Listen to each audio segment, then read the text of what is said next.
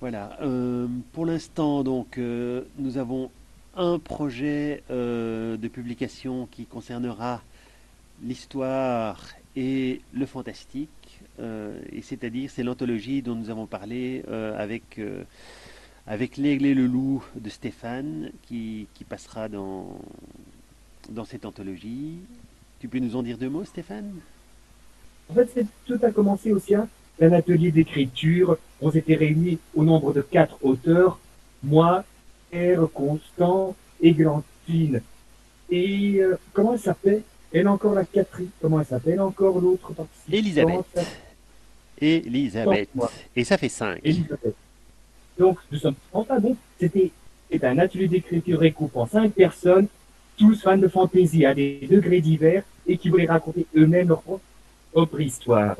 Et c'est ainsi, du temps qui s'y collait, on développait un petit peu aux idées et on apprenait un petit peu sur tout ce que c'était la narratologie, comment bien développer une histoire, quels étaient les différents types de personnages, etc. C'est que tout cet apprentissage et nos échanges sur nos idées qu'on pouvait un petit peu, on s'est mis d'accord que notre anthologie, elle sera centrée sur la région de Chièvres qui se déroule en Belgique et surtout que toutes ces histoires vont sortir pour des fêtes médiévales qui se dérouleront à Chièvres dans le courant du mois de mai 2019. Ben voilà, tu as à peu près Voilà. tout dit.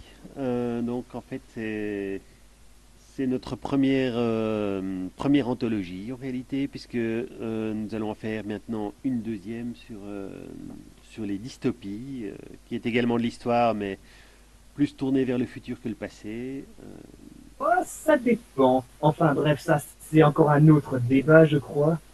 Ceci est une autre histoire, comme dirait Exactement. Elodie. En dehors des contes de Big et Bang, tu as écrit d'autres choses sur un thème un peu historique et un peu fantastique? Alors après, oui, j'ai participé, j'ai envoyé un texte pour l'anthologie sur la dystopie, qui, pour le coup, celui-là n'a pas spécialement de base historique. Euh, Après, dans ce que j'écris pour l'instant et voilà, qui est en cours, on va dire, je m'appuie beaucoup, moi, c'est sur les mythologies. Donc c'est de l'histoire plus ou moins. Disons que l'apport de la mythologie, d'ailleurs ça se voit aussi souvent en fantastique, c'est à la fois pour les créatures qui sont développées dans ces mythologies et qu'on va retrouver régulièrement en fantasy, et je ne fais pas exception, que ce soit les fées, que ce soit les nains, que ce soit des choses un peu plus, un peu moins connues, notamment les esprits familiers ou les esprits de la nature.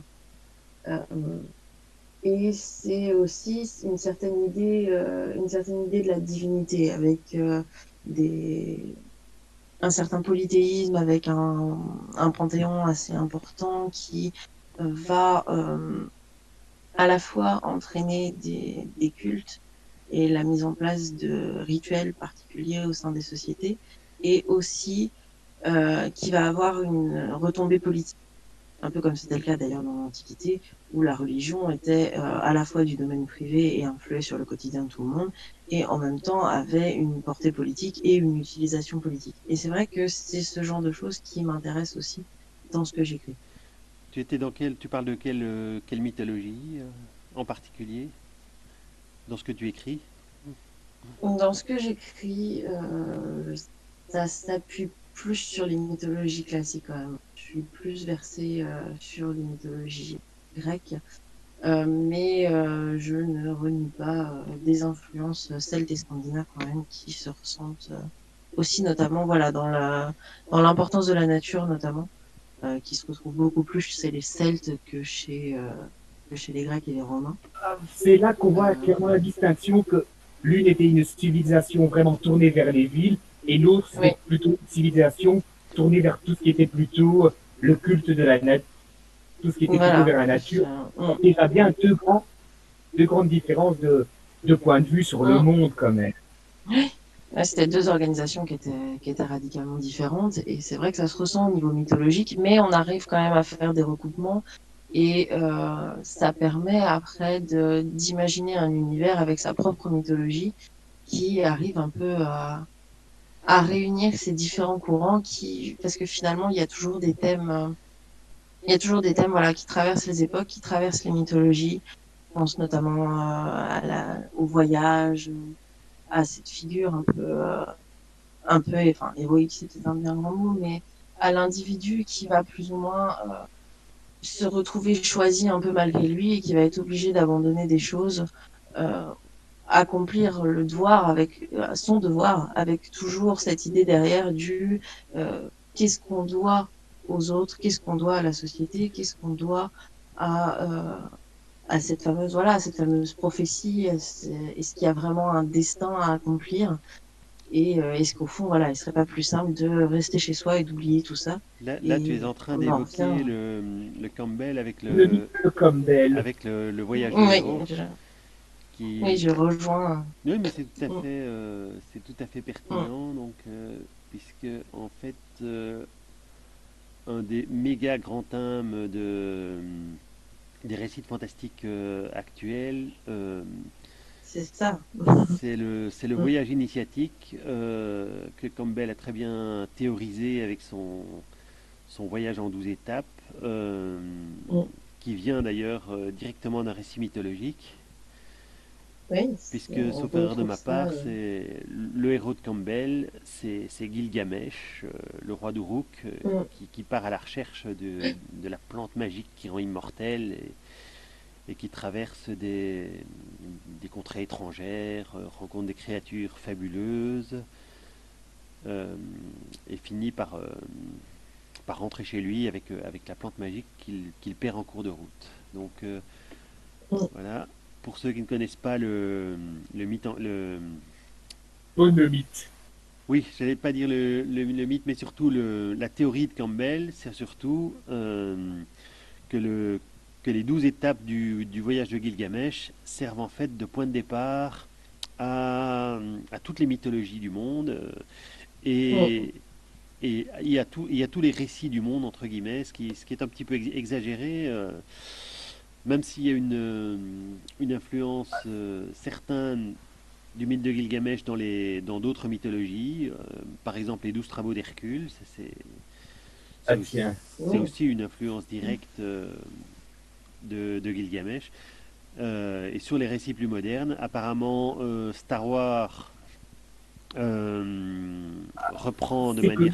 de manière très, très rigoureuse la suite de Campbell, mais ça c'est tout simplement parce que George Lucas a décidé de le prendre comme modèle. Il y a d'autres récits qui reprennent un petit peu Il le faut même dire quand même canevas. que Oui, je t'écoute. ce canevas, il est devenu un petit peu cliché aujourd'hui, justement, un petit peu grâce ou à cause de George Lucas.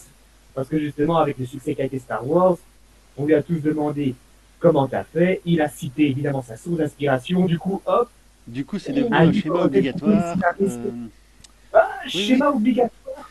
Enfin, oui, obligatoire est un Une bien grand recette mot. pour tous les. En tout cas, C'est c'est devenu devenu un aussi un peu modèle.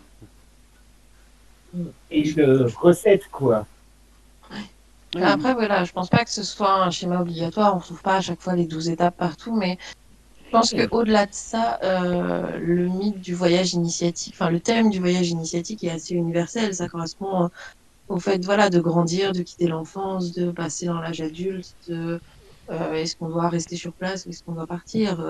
Typiquement, on en revient, voilà, au passage à l'industrialisation, rester au village ou découvrir la ville, partir ailleurs. C'est voilà, c'est un thème qui transcende les époques et qui mobilise systématiquement tous les individus à un moment ou à un autre. Et je pense que c'est pour ça aussi qu'on le retrouve beaucoup dans la littérature et qu'on le retrouve beaucoup en fantaisie, parce que tout simplement, c'est un thème qui parle à tout le monde. Oui, C'est vrai. à un niveau un petit peu plus court, je vais Moins. dire, on le retrouve dans les contes d'Andersen, dans les contes de fées en général, avec un personnage qui débute jeune et pauvre et qui doit ensuite rentrer dans la vie active, faire sa vie et obtenir une certaine aisance. Le chaboté, par exemple, c'est très classique. Le héros commence à la mort de son père où il n'hérite de pratiquement rien parce qu'il a deux frères aînés et son chat l'aide à devenir quelqu'un de respectable au moment où il fait son entrée dans le monde, on va dire. Donc c'est un peu le même schéma, la même entrée dans le monde, mais beaucoup plus court que le récit de Campbell quand même.